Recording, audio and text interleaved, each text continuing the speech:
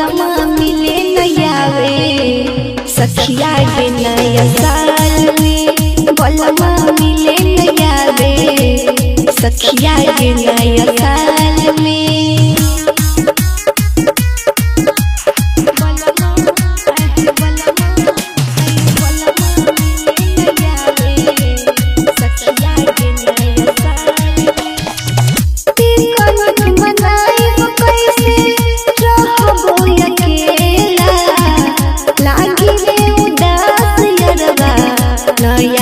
के खेला हमन मोरा भटकत बाटे रही रे हम के करार साथे के करा संग जाई और के करा संग जाई हम छुअब के कर गाल के।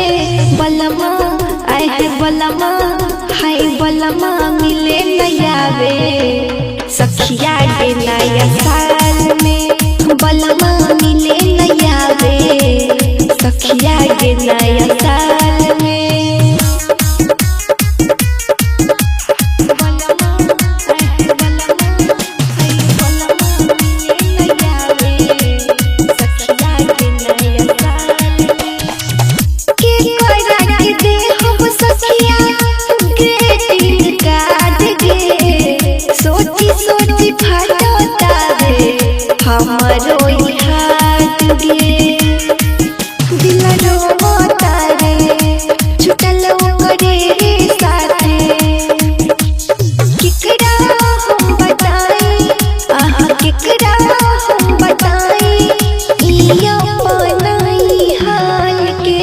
बलमा है बलमा हाय बलमा मिले नयावे सखिया के नया साल में।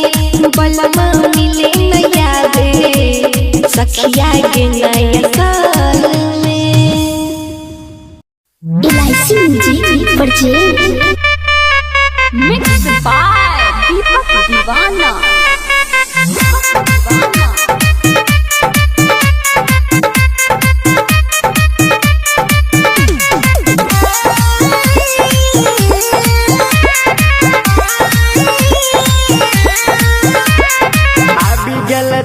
छौड़ी माने हमर बात गे फेर हो तो नया जीवन के शुरुआत गे। फेर दिन के बाद छौड़ी हो तो मुलाकात गे।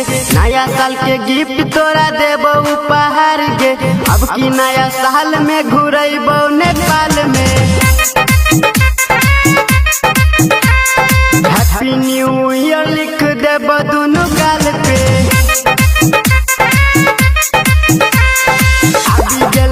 छौड़ी माने हमर बात गे फेर हो तो नया जीवन के शुरुआत गे। ढेर दिन के बाद छौड़ी हो तो मुलाकात गे। नया साल के गिफ्ट देबो तोरा उपहार गे।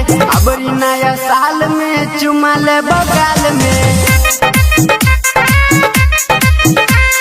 हैप्पी न्यू ईयर लिख देबो दोनों गाल में। सुमित सतीश लईमा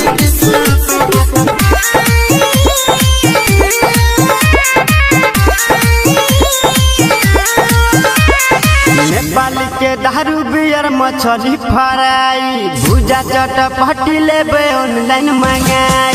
दारू बियर के छौड़ी पैक लगे बोगे सिगरेट पी के मुँह से धुआं उड़े बोगे। अबरी नया साल में चुमा लेबो गाल में। हैप्पी न्यू ईयर लिख देबो दोनों गाल में।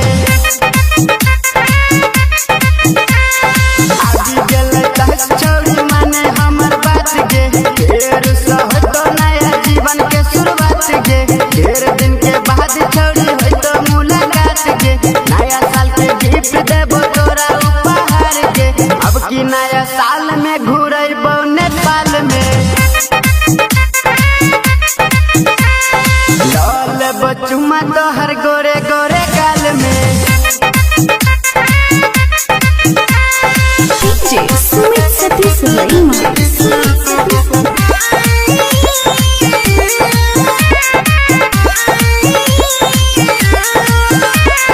अब की नया साल में कुछ खास कहरबो तोरा से न दूरी बर्दाश्त कहरबो कनिक मनावेला के जइबो नेपाल राजा सुजीत राज के देखी है कमाल अब की नया साल में चुमा ले बगल में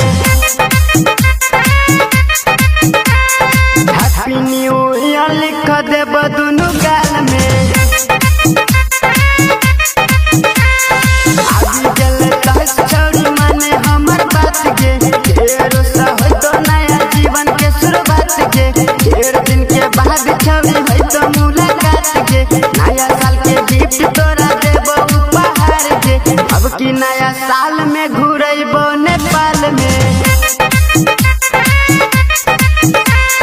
हैप्पी न्यू ईयर लिख देबो दुनु गाल में LIC music recording studio Triveniganj Supaul.